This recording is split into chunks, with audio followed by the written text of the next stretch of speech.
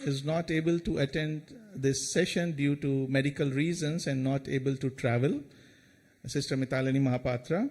So we have our chairperson of the session, Dr. Deepa Padhi ji, the International Vice President of the Theosophical Society, and the speakers whom she will be inviting in the turn for them to share their presentations. So I invite Dr. Deepa Padhi ji to preside over the session, please.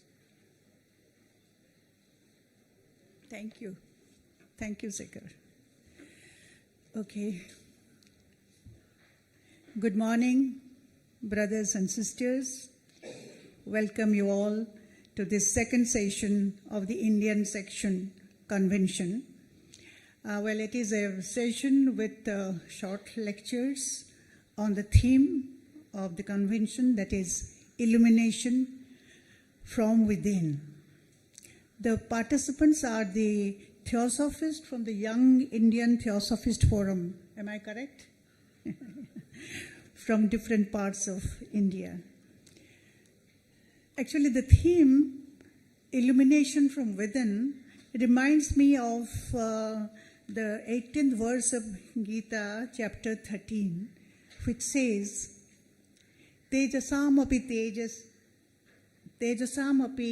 tat jyotihi. Jyotisam api tat jyotihi tamasa paramuchyate.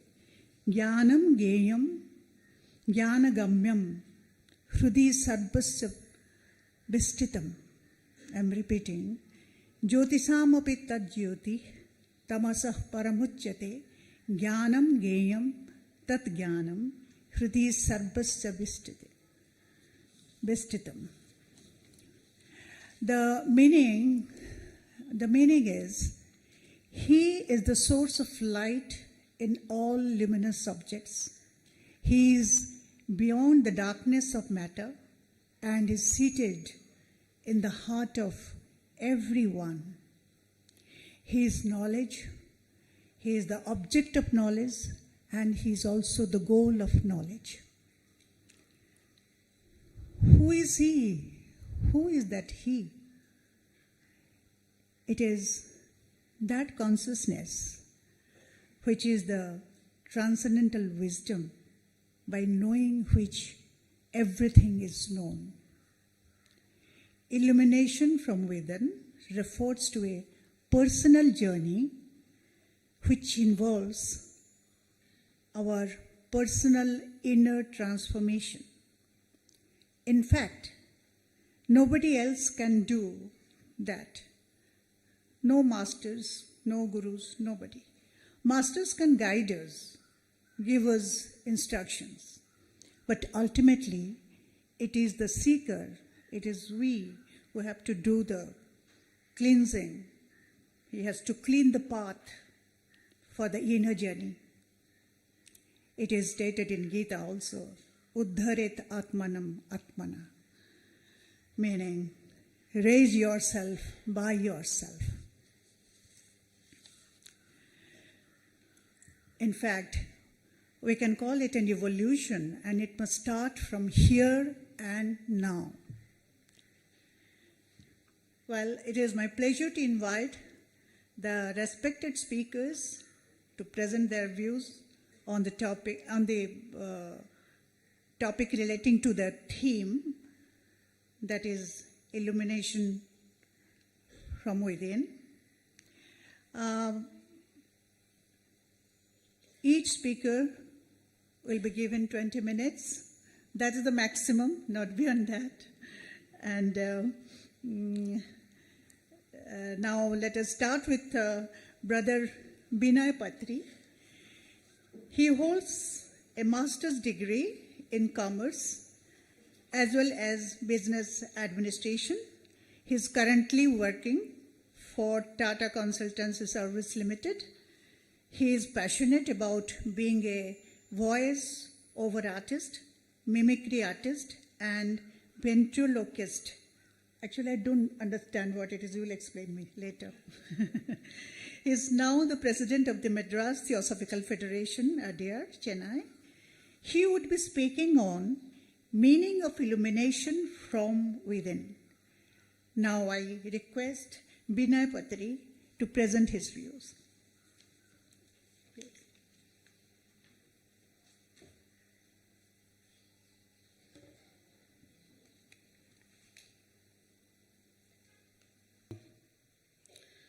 I'm sure all of you would have spent time, at least a few moments in your lifetime,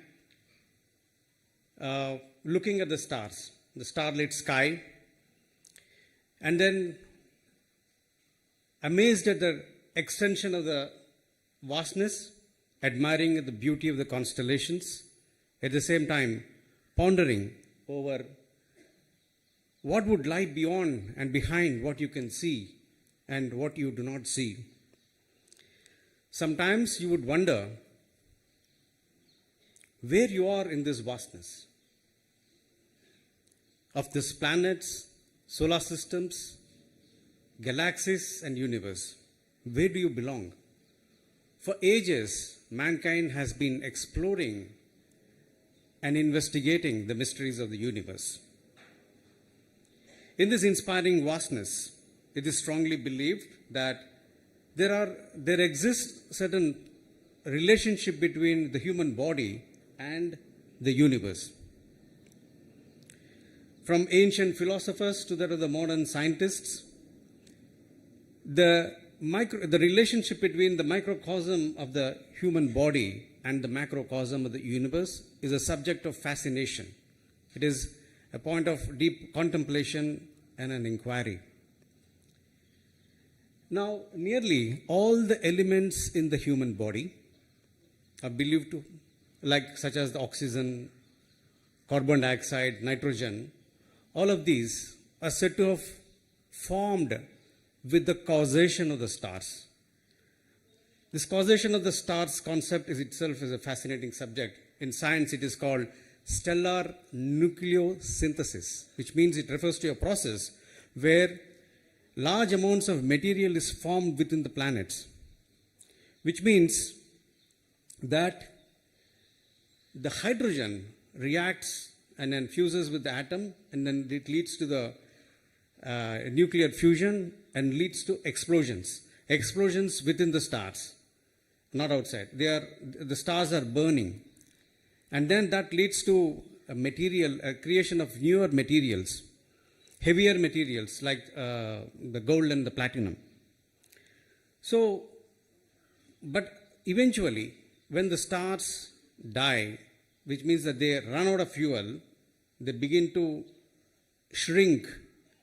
And when they begin to shrink, they collapse. And when they collapse, they crash into each other, and then there is an explosion. This time, this explosion is through the space. Vast amounts of energies, material, galactic material is strewn into the space. This travels through the space, which means that the universe is expanding through the space. So through the billions of years, galactic material has been transforming and continues to transform.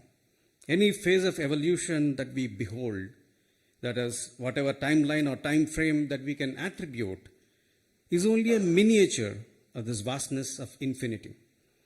Within each one of these galaxies that are born and reborn, in fact, time has no meaning in this vastness.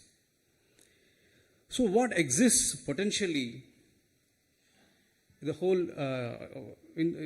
whole universe, what exists in the whole universe actually potentially exists in all of us. We are not sharing that galactic elemental essence, but every single part of our body or any other describable form within us is actually part of the life forms in the whole universe. Therefore, we are all emanating from the same source of material energy. Therefore, I'm coming to a conclusion here, forming a basis. Therefore, we are all one, and unity of mankind, in fact, in every living form or non-living form is only one. But what drives this galactic material? whatever beliefs that we may have, we cannot deny one fact, that there is an universal intelligence that transcends through the whole universe. This intelligence causes anything to form or come into existence, and yet again transform into something else. So we have the material that is created, and into the material we have the prana, the energy that is created, that is a spirit that is descending, and then we have the life forms that is coming in, and then into the life forms there is intelligence, and then it's not just the humans that have intelligence. Intelligence is in every form, and then from the intelligence there is wisdom, and then much more, and then it's not only humans that potentially have wisdom. So this enlightenment or illumination regarding the universal truth begins by acknowledging this fact. However, a mere acknowledgement does not lead to the enlightenment. Okay, this is a fact. I mean, what I am telling you is something that you must have heard already many times. But how do we learn this from the heart? There are certain, this truth, how can we unfold it? There are certain illusions, there are certain curtains that is obscuring our vision. We refer it as Maya. But as long as that Maya is there, that enlightenment, I'm not coming to the point of illumination yet, but that enlightenment is not there. So the real journey along the path of illumination begins when there is a conscious effort to overcome that illusions and remove those veils of several curtains pertaining to worldly pleasures.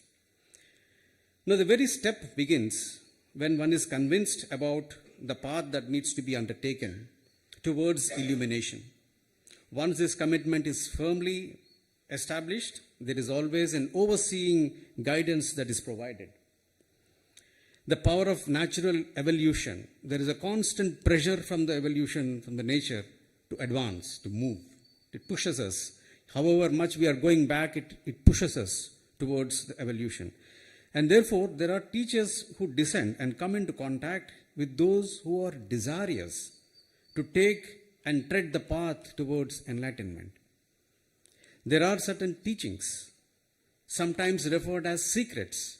They are actually not secrets, they are the facts. There are certain steps in the process of evolution or progress on the path. But these information cannot be revealed until the pupil is ready to receive. So, however, they are not divulged unless they are absolutely certain that the student is ready to receive such secrets or next set of instructions. So, there needs to be a confirmation for the teacher to reveal such set of informations, or the so-called teachers. And therefore, the teachers who are taken care of, who descend and take care of the students, test the students continuously every day. And actually, this reminds me, being from a corporate world, this reminds me of what is known as e-learning. In our corporate world, we are continuously taught lessons. At the end of every lesson, we are asked to take certain tests, even in virtual world. And then we are asked to fail fast. That means we fail to learn fast. So at the end of the lessons, instead of when we try to lose ourselves, like it gets boring. So there is a gamification that is introduced. Games are introduced to pass the tests. So I thought there was a balance here. Life is full of games. Only if we look at the tests that we received as a gamified version of the life that we are forced to learn, then the entire perspective will be different. And then the weaknesses, there are monsters coming in out of these games, and then we have to shoot them down. In real life also there are monsters. The monsters are not anywhere else but within. So just the moment when we realize that we have overcome a weakness, we begin to see that the monster is up. Hey, look. So the teachers take an important step there. They bring the weaknesses out and show, boy, this is what you have to achieve. Learn this, and there are next set of instructions for you ready. So let me quote from Mahatma letters at this point. The truth is that till neophyte attains the condition necessary for degree of illumination, to which and for which he is entitled and fitted, the most, if not all, secrets are incommunicable. The receptivity must be equal to desire to instruct. The illumination must come from within. So I unquote. So no matter how much the teacher may pour the knowledge, unless the student is armed with a true intent and zeal and interest, the knowledge that is poured forth only becomes like a water that is poured on a pot that is reversed. Imagine you're looking at a book. You go to a library, you take a book and open the middle of the book and try to read a chapter. You cannot make anything unless you have passed those few pages or chapters. So that progress is actually lays down a path for illumination. Let me tell you a story here from Kathopanishad. There was one sage, a great sage, Vajasra Vasugu, his name, and he had a son, Nachiketa. Vajasra Vasugu, he wanted moksha, and then he performed a ritual, a ceremony. At the end of the ceremony, he was supposed to divest all his valuables, metals, valuables, assets, and then he'll be free from all his attachments.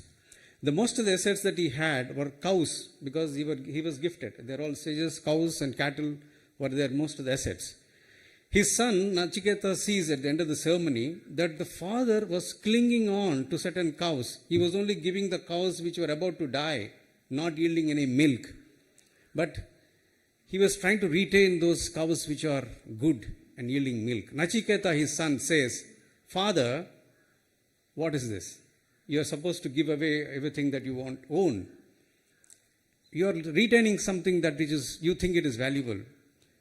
Father hushes him aside. "You don't understand. Step aside." He comes 3 times. He is hushed up.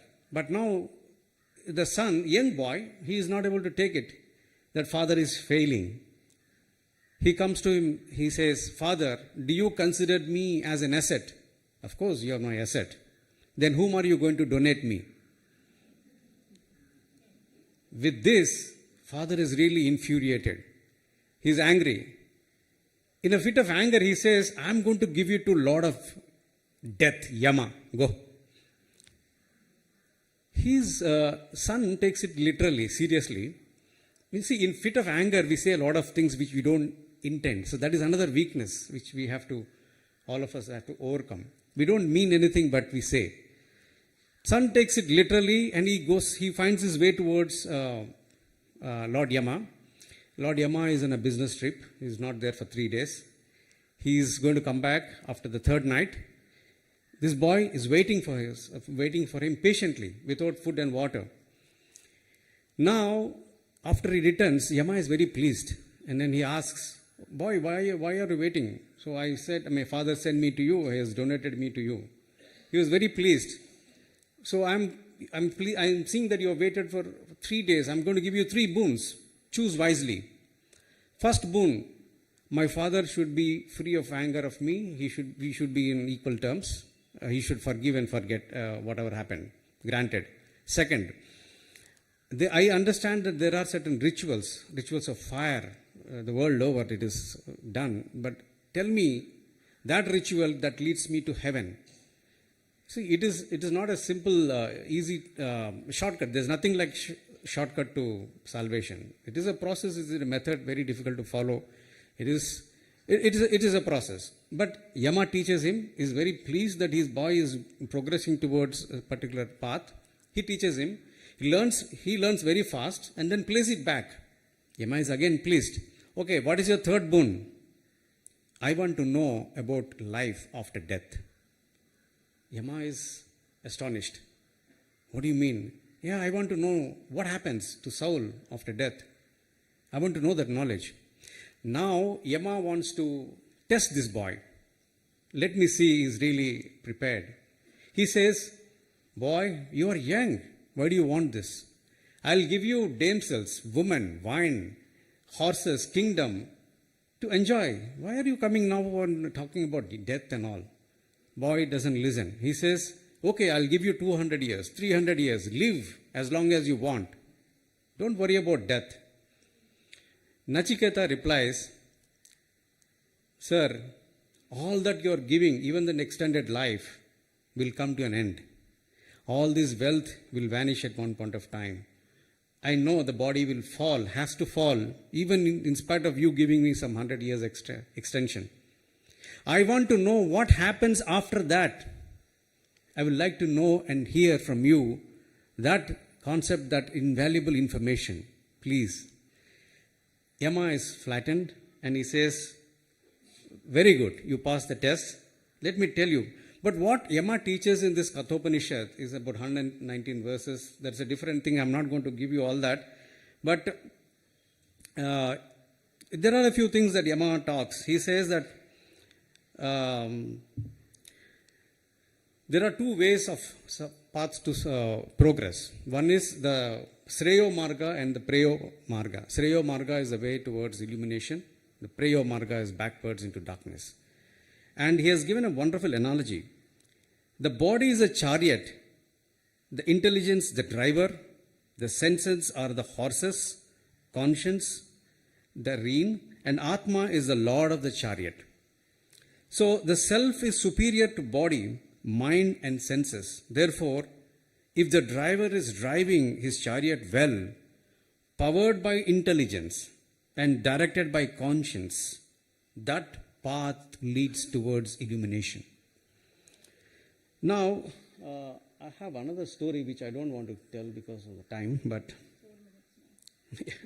4 minutes? Okay.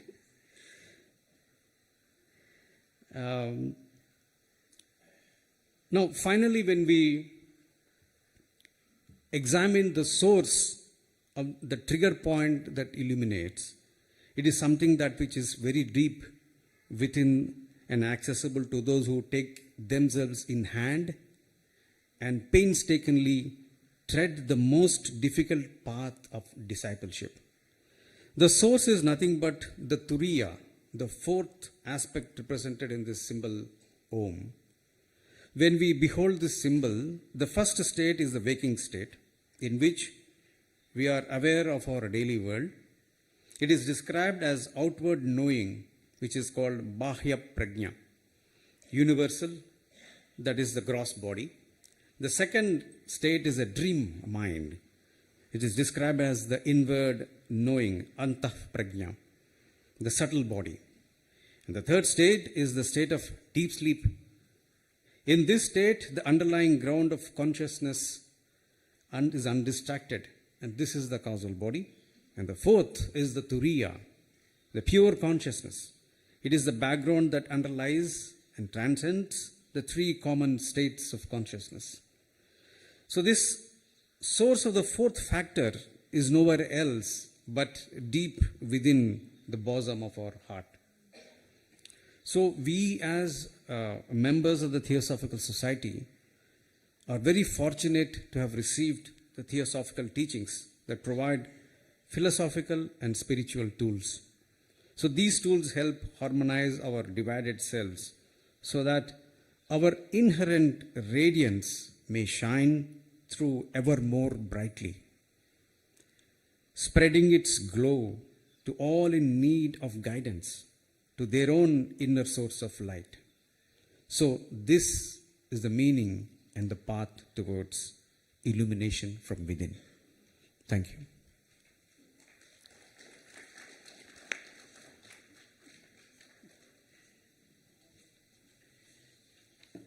Thanks, Brother Vinay Patri, for the beautiful presentation of the meaning of illumination from within. The next speaker is Brother Harsha S. Sonthi. Am I correct? As a chartered accountant, he is now employed by one of the world's leading global firms. He is a second-generation theosophist and served as the Visakhapatnam Lodge Secretary for 2 years. he has been doing a lot of activities to promote and propagate theosophy. He will be speaking on how to get illumination from within. Over to Harsha.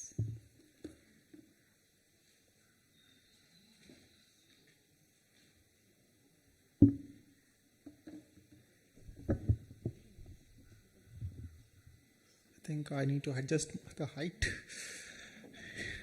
Anyways, thank you, Dr. Deepa Padhi, International Vice President of TS, for your warm introduction.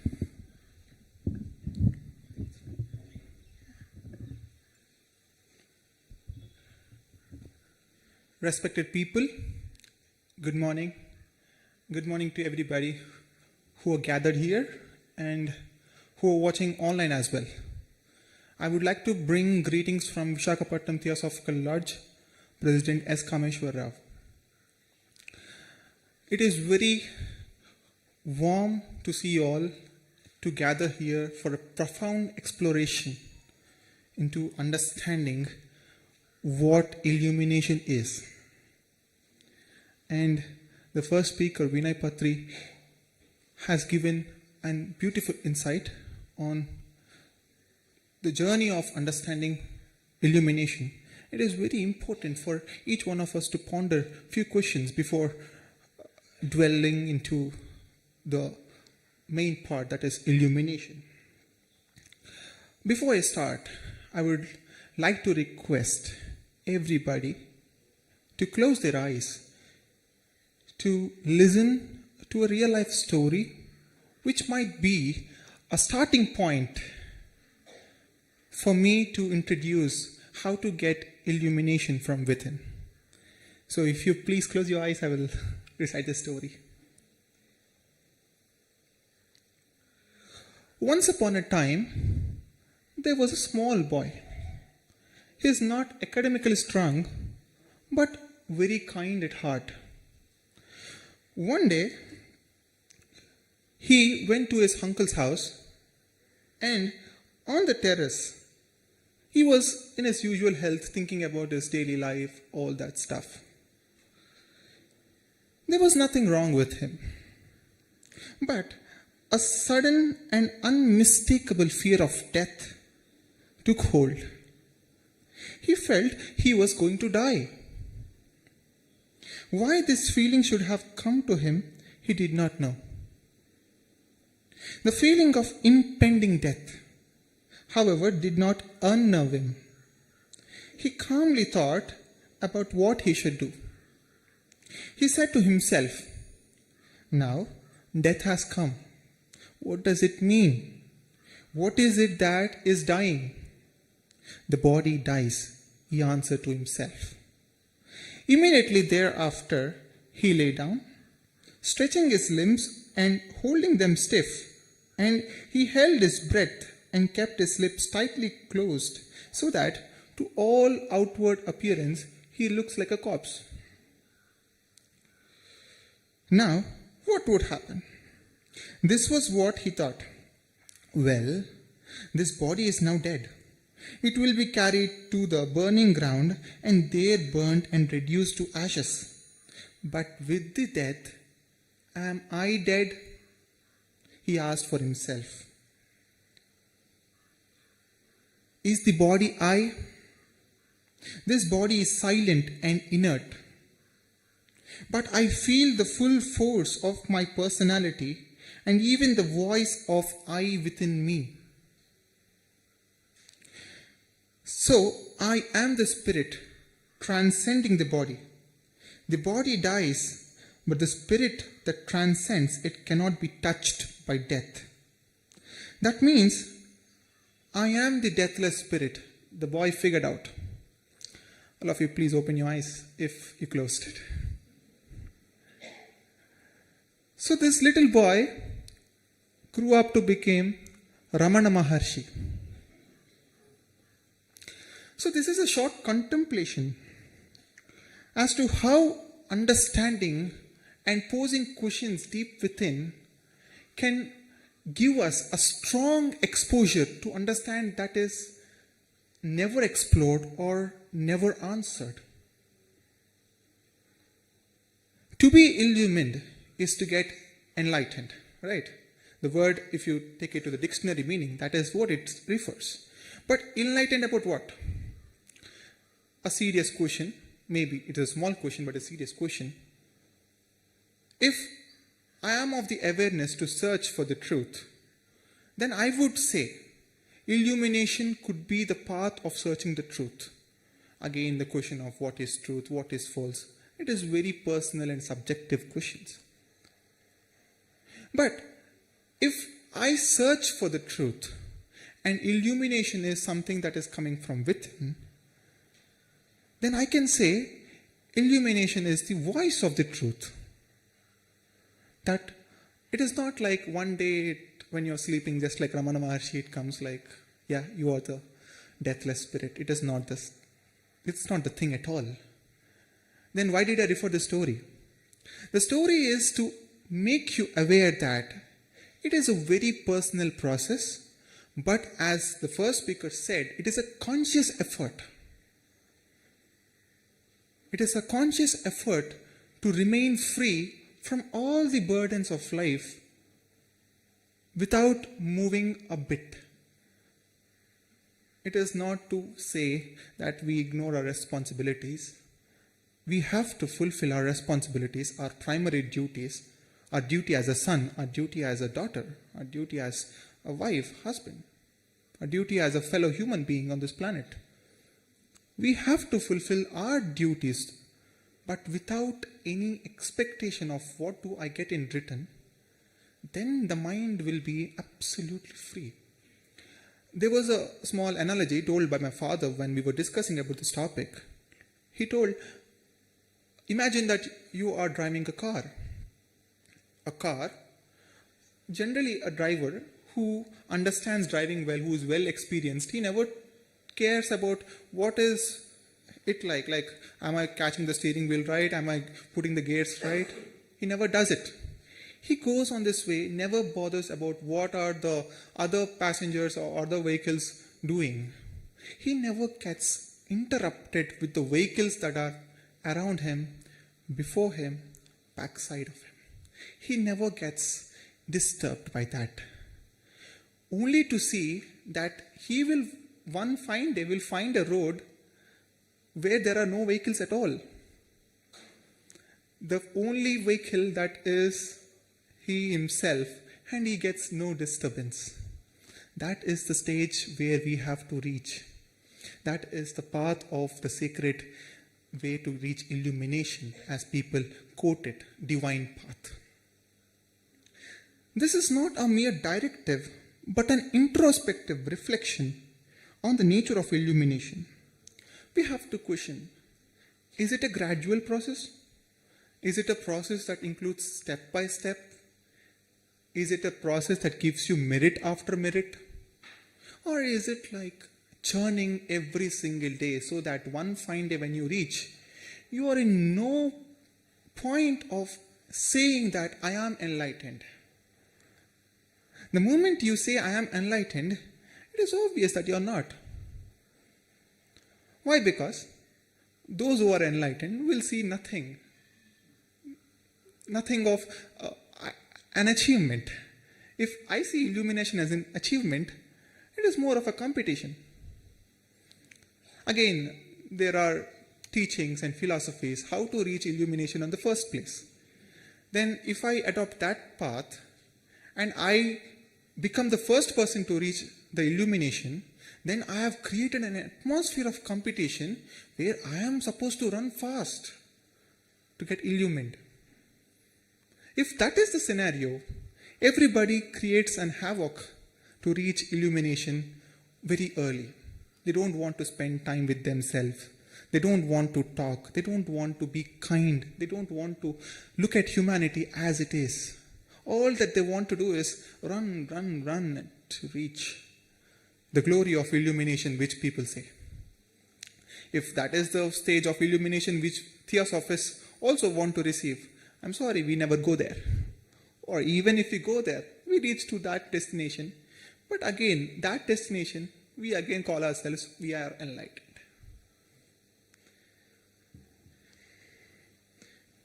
Before we delve into our exploration, let me clear a few misconceptions.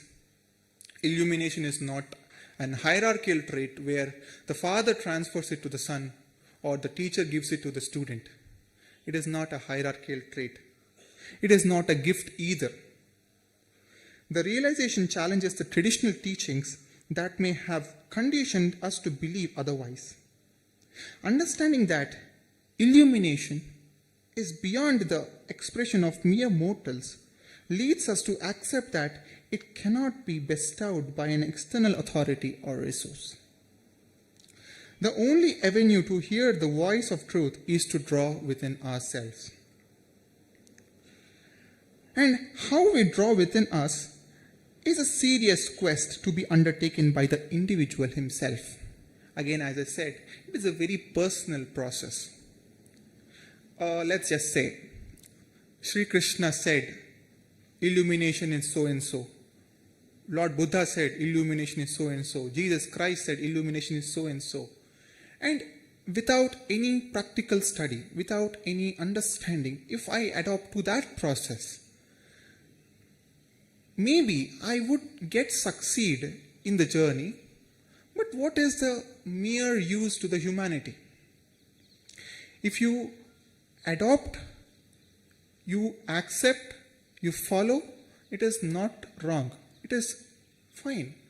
But if you want to reach illumination, it is a very clear way that you need to be free from such things, even though you are extremely scholared, extremely knowledgeable about various scriptures, teachings, Vedas, Upanishads, etc., etc.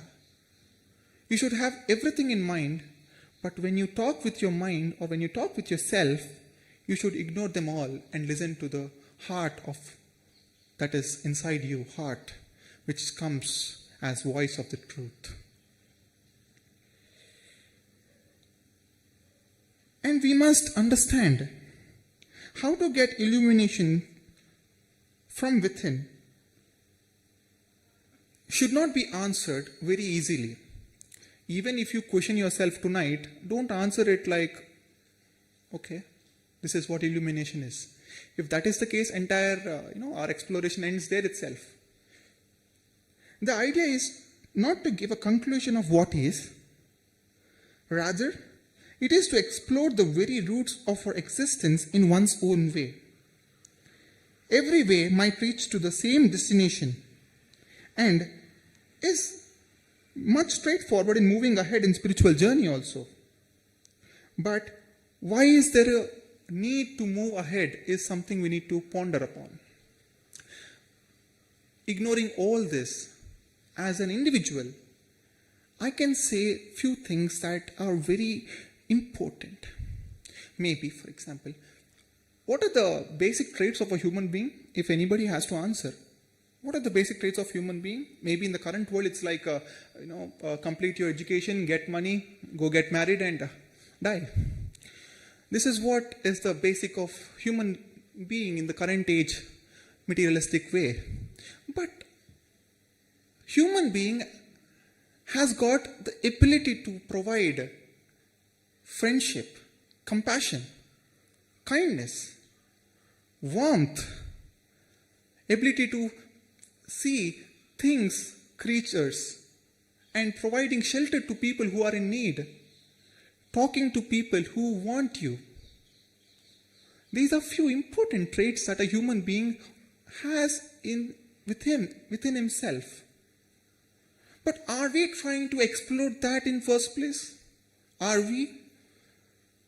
If we are doing that, absolutely, it is fantastic.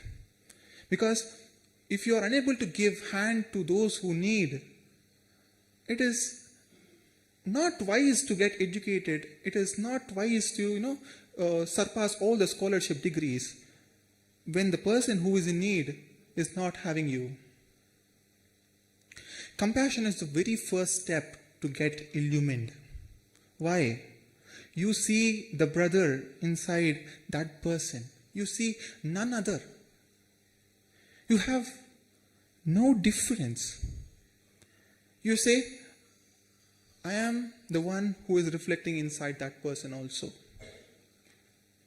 And we can say in this way also, if a person gets illumined, it is the destiny that everybody has to get illumined at one point of time. Maybe for a person like me, it can take 100 years. For someone like it can take 10 years. For any other person, it can take 2 births. Because we all come from the same race. We all should be destined to a same location as well. If we hurry, we get hurried. If we are in a place where there is no noise, if we are in a place where there is only absolute silence, even though there comes noise from outside, but there is no disturbance inside you. Do you think the sun that appears every single morning or the moon that comes every single night questions that, why should I appear to these fellows who are so selfish? No, right? They don't question. If they question, they will not come in the first place. They are coming every single day, every single night, to see how this nature is, to see how this humanity is. The only nature of nature is to give, give and give. And when we reach to that nature, that I only give, then illumination flows like a rhythm inside you. In cricket especially, when will a fast bowler takes a wicket? My father always says, Kapil Dev, the legendary fast bowler, has got a beautiful rhythm. When you have a rhythm, when a song that has got a rhythm, when a walk that has got a rhythm, when a talk that has got a rhythm, it touches inside the heart. So everybody should work on that rhythm to reach the life at its deepest stages. In conclusion,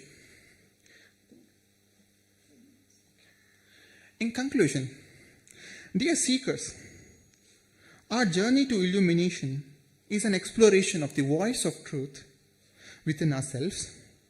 It requires freedom from the known, a departure from conditioned thinking, and an embrace of the present moment, which many people fail to understand. Living in the present is something that, okay, I'm standing here, this is present. No, that is not. Living in the present is totally different. You can be aware of what's happening around you, miles away from you, because the heart travels to that distance. That is where being in the present, you don't hinder between what's happening outside. As we tread the sacred path, let us remember that illumination is not a destination, but a continuous exploration and a continuous effort of the profound truths that lie within our own being. May this journey bring us closer to the light within. I would like to recite the Gayatri Mantra along with its translation by William Quan Judge, which is the primary resource provided to attain illumination. Om Bhur Bhuvassuvaha Tatsavitur Varenyam Bhargo Devasya Dhimahi Dhiyo Yonah Prachodayat. The translation is as follows. Unveil, O thou who gives sustenance to the universe, from whom all proceed, to whom all must return, that face of the true sun, now hidden by a vase of golden light, that we may see the truth and do our whole duty on our journey to thy sacred seat. Thank you one and all.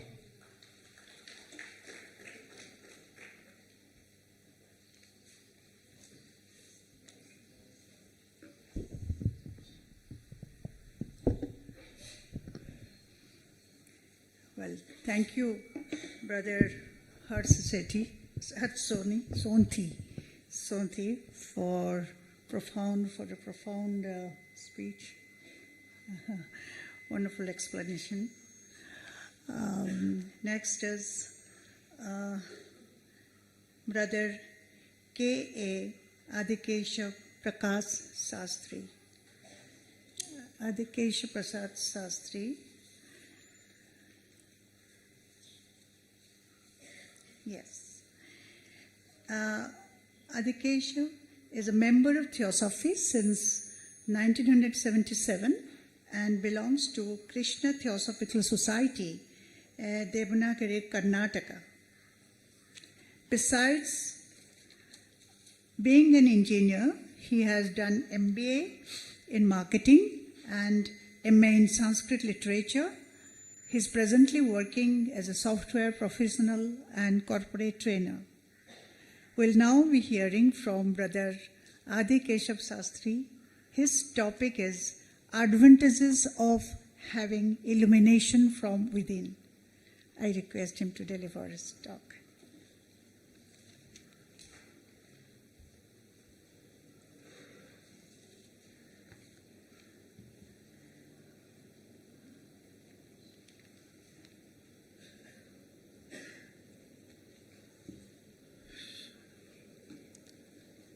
Good morning, one and all. I belong to Karnataka Theosophical Federation, and today we will have a discussion about advantages of having illumination from within. Brother Harsh nicely explained the process of getting that illumination. He took the example of the great Ramana Maharshi. Illumination is a process which, once ignited, will enlighten the whole universe with oneness. Oneness of the great manifested or still unmanifested. That is pure bliss. So, let me start by a saying of the great Ramana Maharshigal and his great sayings, Ulladu Narpadu. He says very beautifully, Arivuran Tannai Ariyadayalai Arivadariyamai Andri Arivo Arivayar Kadarat Tannai Ariya. Sorry if I'm not Tamilian. If there is anything, please excuse me for that. So, the translation goes, is it not ignorance to know all but the knowing self? Is it not ignorance to know all but the knowing oneself? When the latter, that is the substratum of both knowledge and ignorance, is known, knowledge and ignorance themselves both disappear. So, it's a wonderful saying by Ramana Maharshigal. The occultic explanation of this leads us to the importance of understanding oneself. Because as we separate or differentiate ourselves as me and you, and this me and you is duality. The real path of progress will always be covered with a thick layer of mist called Maya, or in other words, the state of duality. Yes, we are all in dual state. It is either me or you. It is neither me nor you. So, this duality, in Sanskrit is called dvandvam. We all live in the same process every day. Living in that process of dvandva or duality will not get us the results that are required, or to get the advantages of enjoying that illumination from within. So, when the feeling of oneness with that mystic, omnipotent and omnipresent self arises in our prajna, the whole universe seems to be bound together with a thin but a strong bond of all in one and one in allness. So all in oneness and one in allness is the achievement of this is the first advantage of getting illuminated within.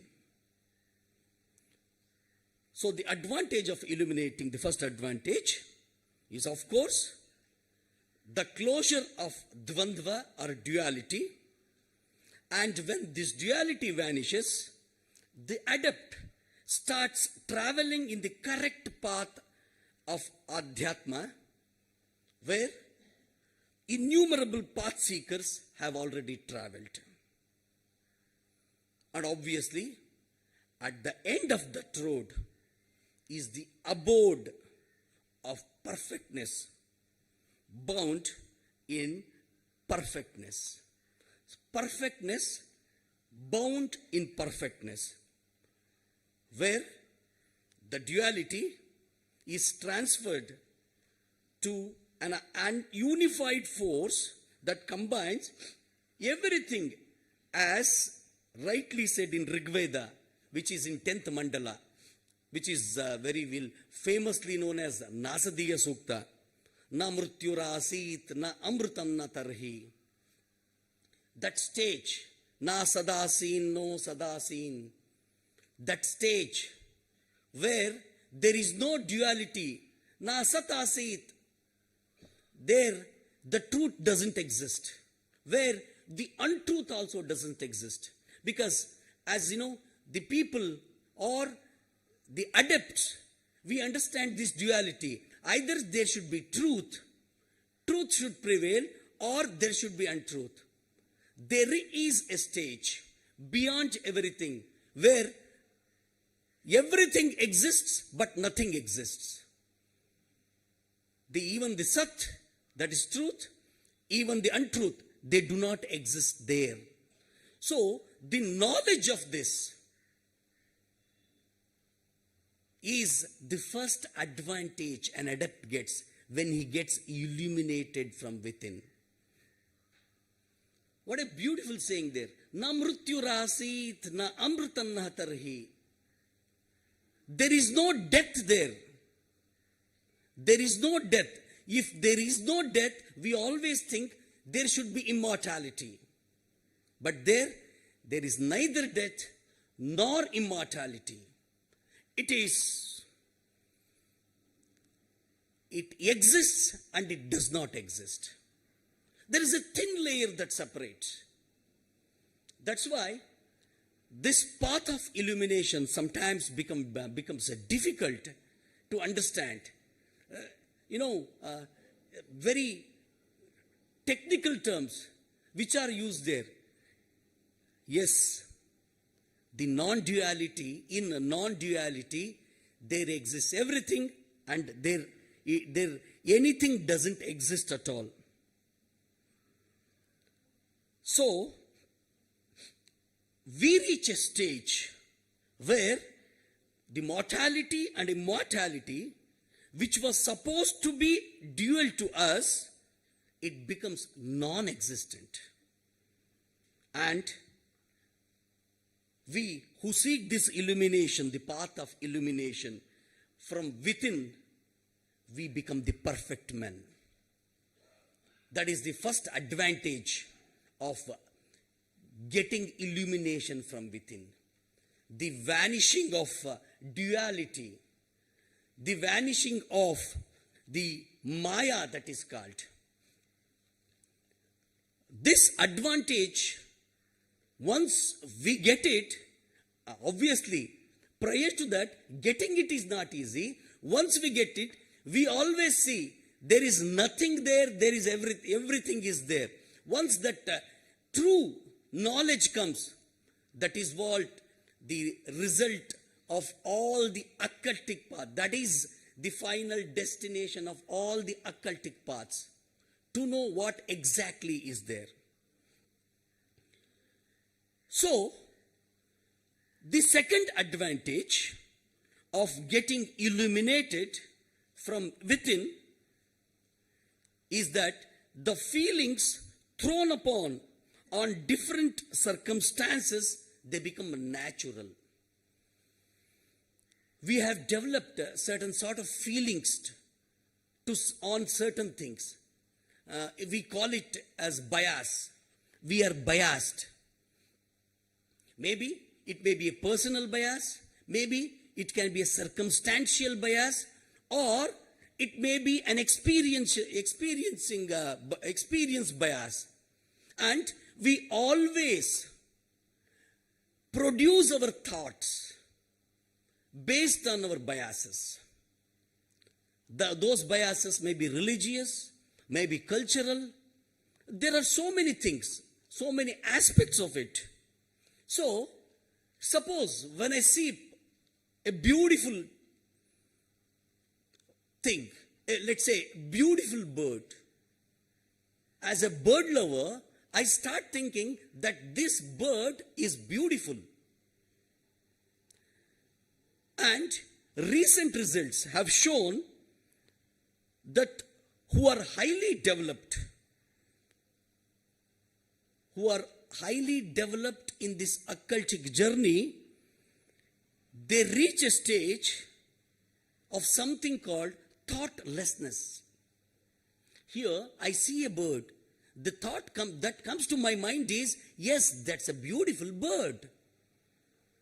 But the people who have surpassed that boundary of dualness, they're thoughtless. Yes, as humans, we wonder whether such stage can be reached. Obviously, is there any stage to see a bird as a bird? To see something as that thing only, without any great, putting masalas into it, or either thinking great of it or thinking very bad of it. Can we reach such a stage? Can we, as adepts, or who are the seekers of philosophy, can we have a thoughtless mind? Yes, it's possible, and it's proven. You see, scientifically, as a student of science, and most of you are students of science, we know these thoughts are vibrations. These vibrations are created in our mind and propagate as waves of a particular frequency. Every thought has a frequency. And when there is frequency, definitely any frequency will have color. As theosophists, as students of theosophy, we know the thoughts and colors. And when the thought is processed, and every thought is a frequency,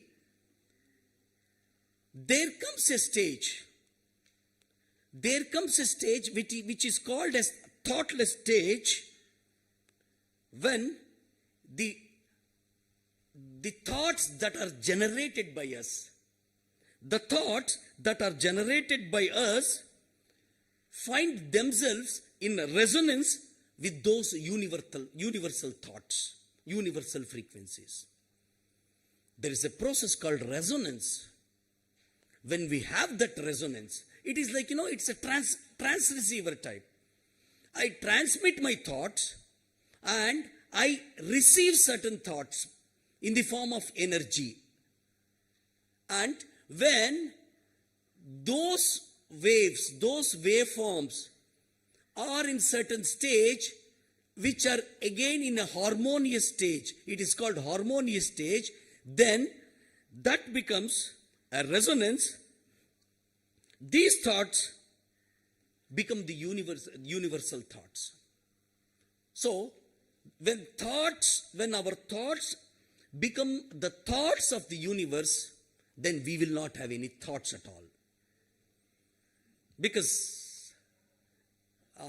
in that resonance, when we enter the thoughtless stage,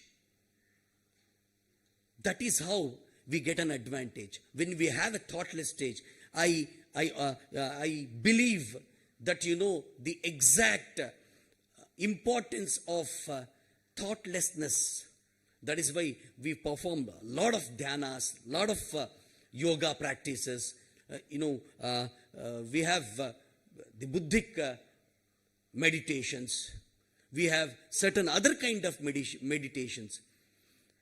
That we do it to only get this thoughtless stage. And when we enter this thoughtless stage, then we become perfect. So, becoming perfect is another advantage of illuminating from within. The third advantage, let's say,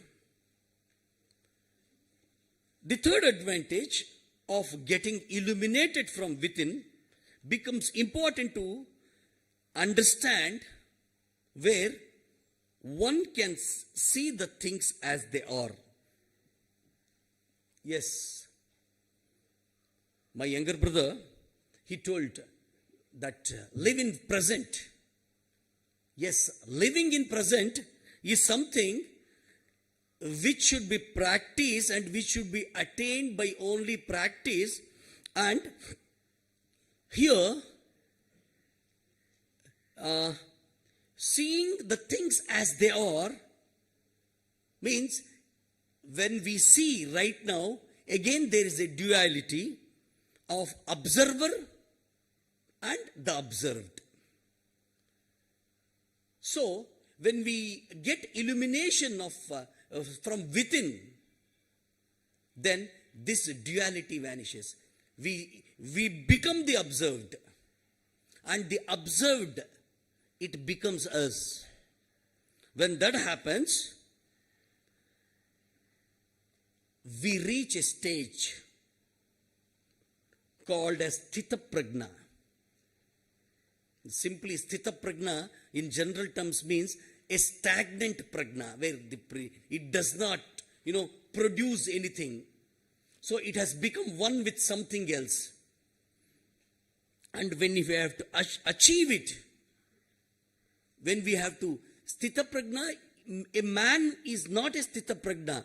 Sthita Prajna is a stage, that perfectness. There are no people called as perfect men. As Madam Annie Besant has written there, there is nothing called perfect men. Perfectness is a stage. Buddha was perfect. Buddha was not a human being. Christ was perfect. When we say Christ as this thing, we don't see his body as Christ. He has reached that stage of Christ. Buddha, from the beginning of, he started as Bodhisattva, developed. He got illuminations every time, everywhere. So it was a process. Finally, the Bodhisattva became the great Buddha.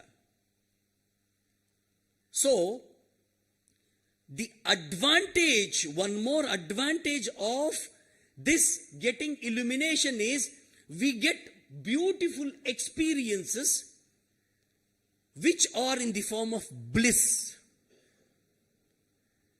Every time we get good, we experiment with, and the results of those experiments will bring us into a special this thing. So as Bhagavan has said, Prajahati yada kaman sarvan parthamanogatan atmane vatmanah tushtam sthita pragnat uchyate. When a man completely casts off all the desires of the mind, yes ma'am, and is satisfied in the self, by the self, satisfaction, self-satisfaction by self, then he is said to be a perfect man. Lastly, the fourth advantage of getting illuminated is that the adept stops following all siddhantas, all theoretical practices or paths. Yes, as Buddha rightly said, Tathagata doesn't have any siddhanta. Tathagata doesn't endorse any laws. This is important. As the duality passes away, the adept starts finding that the path followed by others may not suit him. One has to find his own path. So, illuminated soul would understand this truth and could find the path that significantly is a better way for him.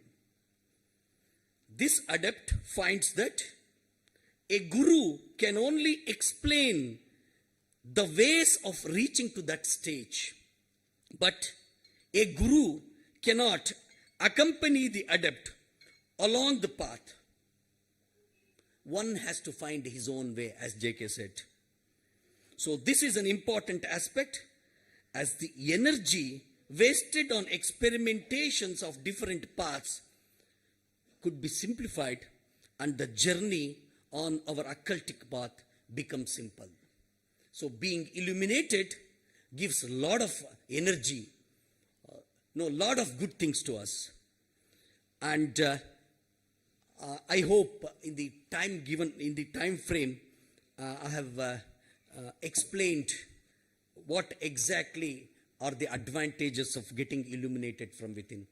I take this opportunity to thank you all for patiently listening to me. Ma'am, thank you for the opportunity given to me. Thank you very much. Thank you, Brother Adi Keshav, for your wonderful illuminating speech.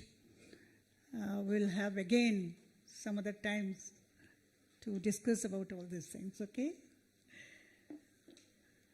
Next speaker, as Brother Harshvadan said, he was an English teacher in higher secondary school, one of the most prestigious schools of Gujarat.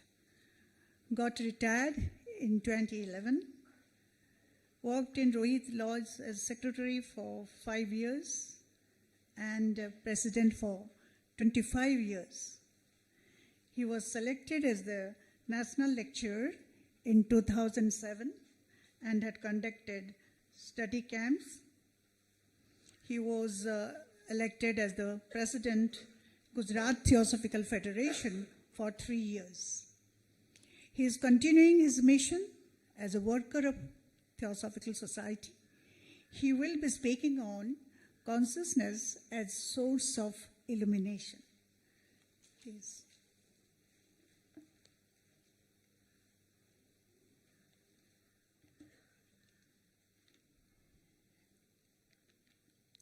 Very Honorable Chairperson Deepa Ji, my very revered President of the Indian section, Pradeep Singh Ji Gohil sir, and all my delegates, friends from different regions of India, foreign countries, and especially I bring greetings from the Gujarat Theosophical Federation too. So it is the privilege for me to have a kind of little speech of 20 minutes, which I recorded, that is of 24 minutes and 52 seconds. But recorded speech should not be heard here. I am having your first 10 minutes half. That is the classical literary half. Let us understand, because the subject is varied with all 5 speakers. The word is very common, that is illumination. If you find the titles, you will find the word illumination. We know that illumination means light. Illumination means the sunrise from the corner of the roof. If there is a spark inside the dark hut, it creates the illumination in the darkened hut. Okay, it is a torch bearer also. If you have a torch, you can go little by little and you can go further. This means there is the illumination. If I see anything outside, there are the thoughts, because I see and I feel and I understand. So we have all the process of life going on everywhere. Do we have the realization every time? Let us ask. Sometimes we understand and sometimes we don't. At the feet of the master, when we quote, what kind of people are there in the world? Krishna ji very wisely say, those who know and those who don't know. So we find that there are two kinds of people in the world. So what is the knowing? Is it the part of our life? Yes, of course, it is a part of our life. From our early childhood, we are trained to do certain things. We are trained not to do certain things. And in this way, we become the responsible citizens of our country. And we have different aspects which are highly related with our ambitions. If you are ambitious, you can do many things. Should we not be ambitious? We are taught that you should not be ambitious in the way. So again, there is the counter kind of statement. We see that the people who are ambitious can pave the path of the illumination by studying very well whatever they come across with the mind that is bent upon the literary work. It is a literary work. Sushma Srivastav ji must be sitting there. One doha from Kabir. Just you finish. Lali mere lal ki. Sushma ji. Jis dekho tit lal. Lali. वाह वाह लाली देखन मैं गई मैं भी हो गई लाल. So this is the consciousness, the state of consciousness. If you pave that path, so very rightly it is said that when we engross ourselves in that particular moment, we feel, yes, this is my identity. Should I shun it? Yes, of course. Don't grab it. Let it be just natural. And if we don't grab it and we feel it naturally, it becomes our illumination state of mind. Another example is very important, that is from the life of Meera. We find whatever that had happened in her life, that was the Krishna consciousness. Now the words are very common in that way, no, Krishna consciousness, then again some other consciousness. So we find now the word has become in that way very popular.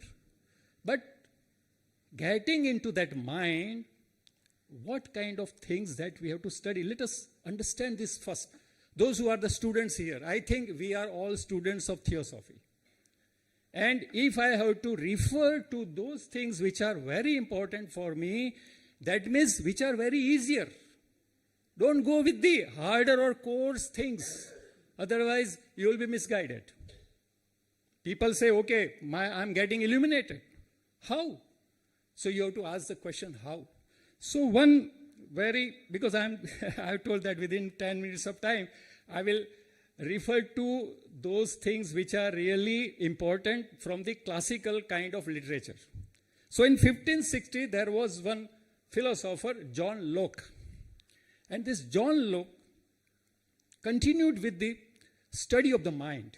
And he propagated those things which we call the age of enlightenment. Just like we have the age of devotion. Bhakti Vad. Yeah, whatever we speak, that comes from the devotional mind. So that was a kind of age, that was a devotional age. Then later on, we came across the technical age also. And with the technical age, we have in 1875 the formation, the foundation of our theosophical society. So that is the bent of mind. People come over here because they find illumination, the light of our country. Therefore, the title that was Light of Asia, that was really wonderful, the Buddha story that we know, because it tells us the illumination which brings about all the result. So what is necessary actually when we go to the circumstances? We all have different circumstances. We cannot say that we live together. Of course we live together, but our life is not the same. What the problems you are facing, I may not be facing.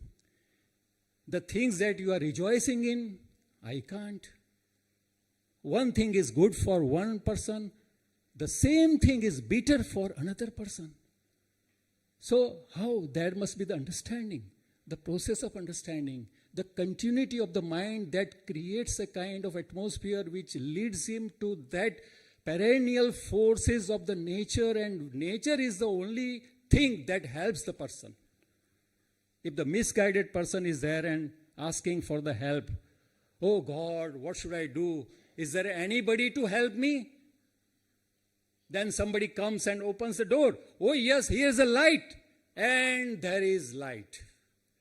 See, these are the words from the Bible. And there is light.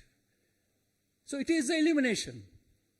So however your life becomes coarse or full of dissatisfaction, worries and hurries and everything, but if you are with your mind and mental status, you will understand that you are no longer in the helpless situation.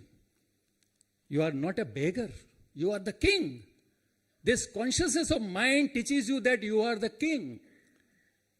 You have to do certain things which are very important for the welfare of the whole human being.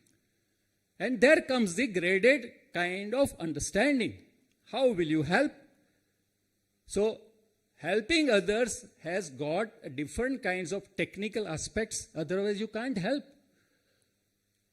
Shakespeare helped the people with the wonderful literature, giving them the thoughts of understanding different characters of the world. Wherever you find any references, you will understand that, oh, here is the life story. And this life story teaches you to be unselfish, to be helping to others. Bassanio comes and asks, oh, Antonio, what should I do? I have lost all my vessels and now I am dead. And Shylock will cut off my flesh of blood from my body, flesh, 1 pound of flesh. What should I do? Oh, Bassanio and Antonio both were worried. Shylock, the cruel person. And there comes this judgment from Portia. This judgment from Portia is the state of consciousness. You cannot harm others. And the condition is like that because the story goes on. I must not go into that particular story. It is a wonderful story. Oh yes, Portia says in the court, you can cut off 1 pound of flesh from his body, not dropping the single blood from it. This is the condition. And he became helpless. And he shunned and he apologized and whatever the things happened. So that is the thing. That means it isn't justification. Everybody gets justification. Understand this. If you are malice from inside, there will be the fruits of the maliceness. If you are fruitful from inside, you will be getting the fruits of all the weather. So this is the particular thing that we have to keep in mind. So why illumination is important? And again, I am having some 3 kinds of words here because we often repeat the word illumination and consciousness. Consciousness with the particular things that earlier we saw, 4 kinds of state of mind. We see that up to Turiya Avastha, people can have this practice. Keep calm, be more friendly, have all your thoughts at one point, and don't have any kind of exaggerated kind of understanding for anything. and don't take anything into consideration for yourself.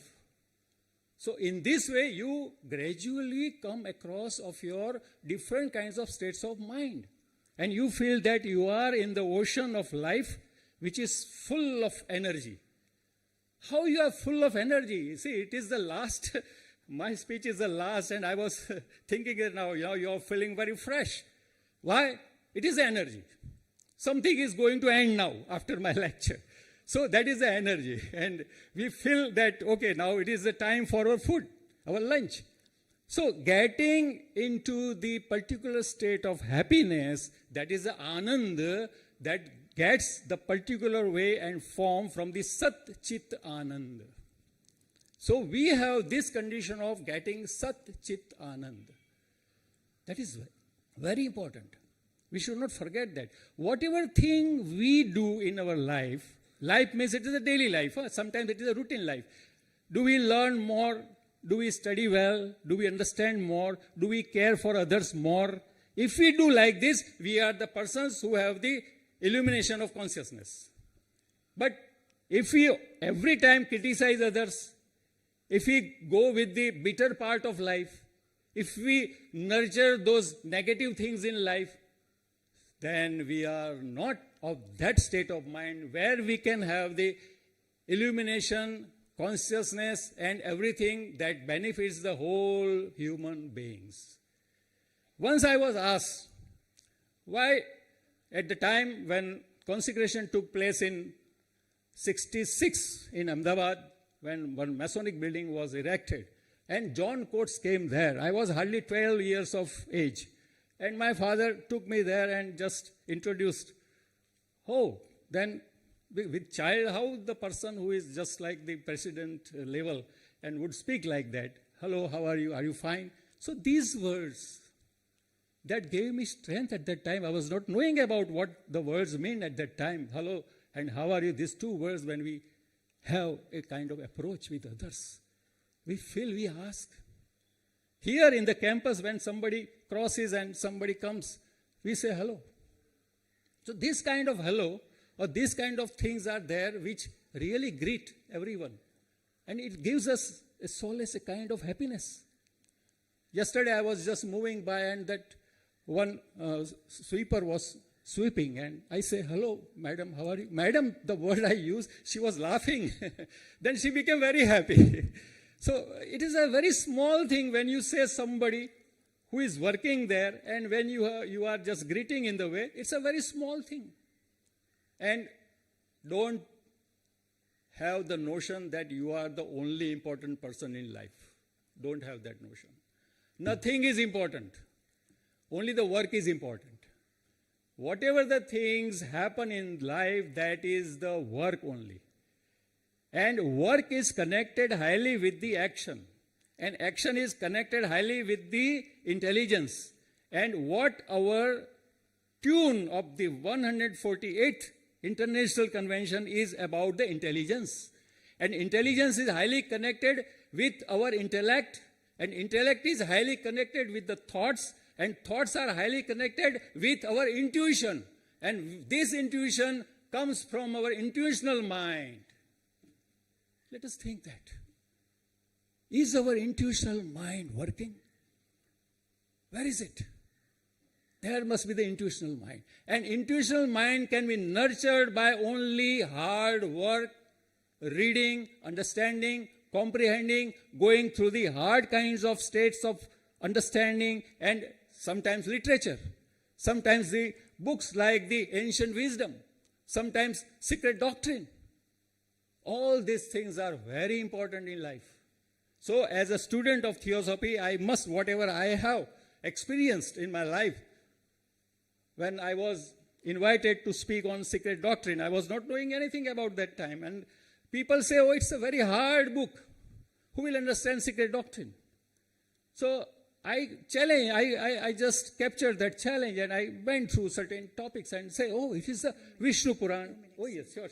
It is the Vishnu Puran and it is the Upanishad and everything is there. The other part, that is of the occult science.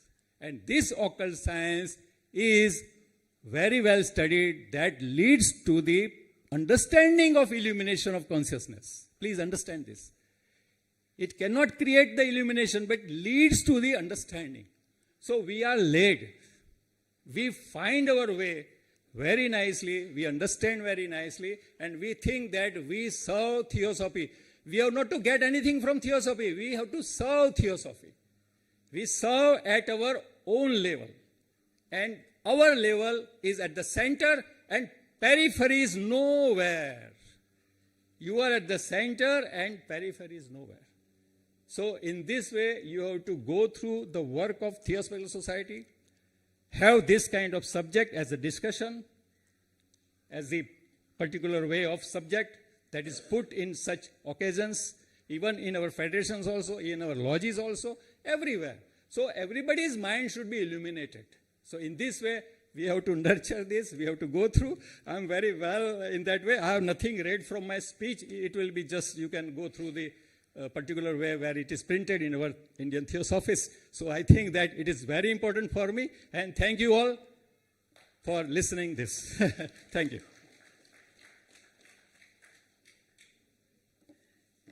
Thank you very much, Brother Harshvadan, for your brilliant talk. In fact, it was a great opportunity to hear, the erudite presentations of 4 speakers who, from their own perspectives, presented their views in a very, very excellent way. I mean, each exceeding the other. Well, because of the paucity of time, I'm not analyzing what the 4 speakers said, but I'm giving my concluding remarks. Hope it's okay, isn't it? Because, yeah. Often the question comes to the mind of a speaker to know, as it is beautifully expressed in Kena Upanishad, impelled by what inner light that illumines my life, by which I can hear, by which I can see, by which I can think. In reply, it is said in the same Upanishad, it is the eye of the eyes, ear of the ears, mind of the minds, which means it is that which makes the eyes to see, makes the ear to hear, and makes the mind to think. Scientists say mind is epiphenomenon. It is made of subtle matter, as we know. We know matter is not conscious. So, what is it that makes us conscious? This is the question. What is this that makes us conscious? In reply, the same Upanishad says, Tadeva Brahmatvam Viddhi Nedam Yadidam Upasate. Tadeva Brahmatvam Viddhi Nedam Yadidam Upasate. It is that pure consciousness, which is called Brahman also, and not that which you worship in this physical world. That means the consciousness, because of the consciousness, we are able to see, able to know, able to hear, and that consciousness is the pure consciousness. We can call it also as the pure intelligence, the universal intelligence also you can say, but it is not as the same as consciousness. But because there is something within, something inside, by virtue of which we are able to see, we are able to hear, we are able to think. And it is not what we think, like we worship, okay, it's good to worship idols, but we must understand why we are worshipping, what is the meaning of it? With knowledge, if we worship, then it's good. But worshipping with bias is not good. Consciousness, as you know, is not a part of the body, not produced by the body. Consciousness pervades the mind and body because which we can see, we can hear, we can think. The interesting part is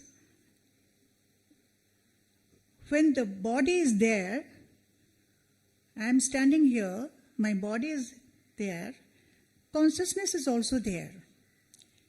But when the body dies, the consciousness is still there, but the body is not there.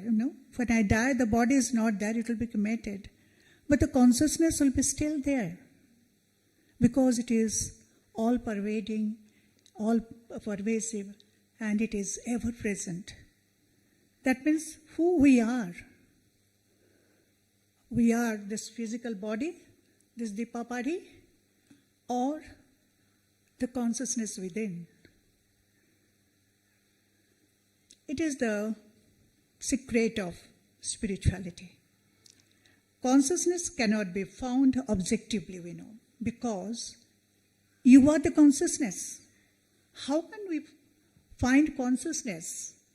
We cannot find it objectively because we or I, myself, is the consciousness. It is not objectively found.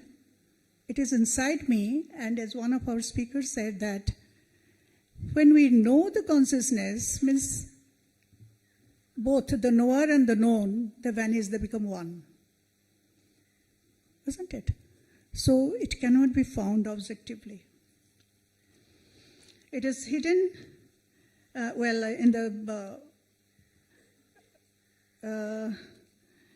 is hidden in every creation,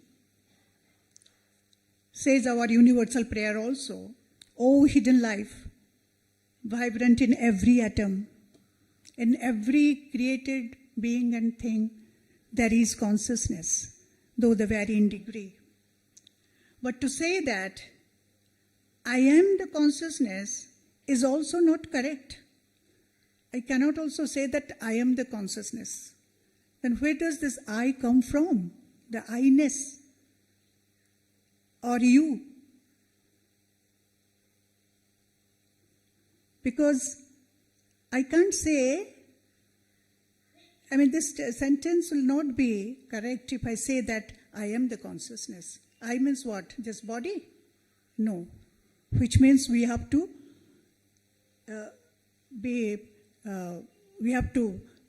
get rid of that I-ness.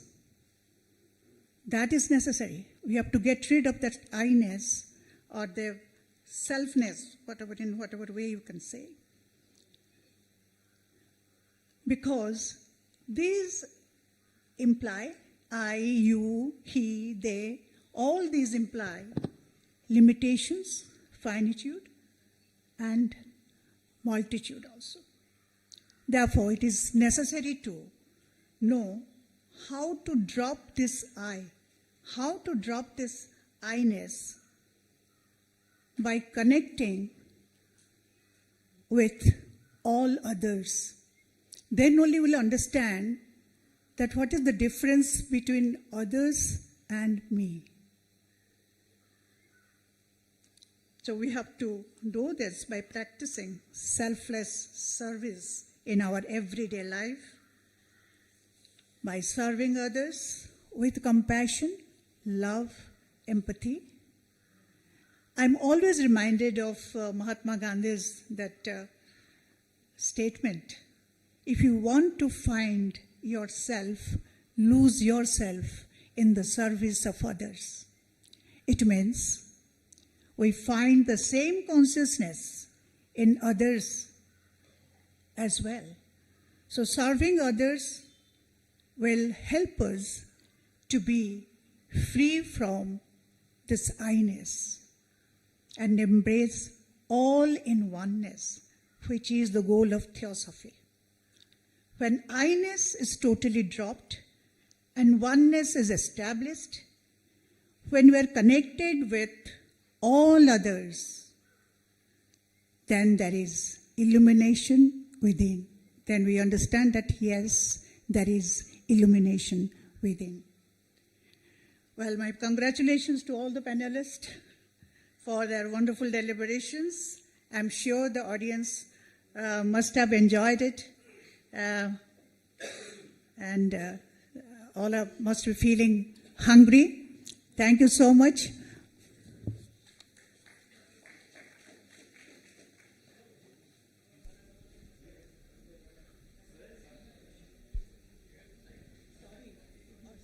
Yeah, this session is closed, and after the lunch, the buses will be ready at LBC and Bhojanshala to take the delegates to Alcott School, where the program will start from 1:30. Thank you.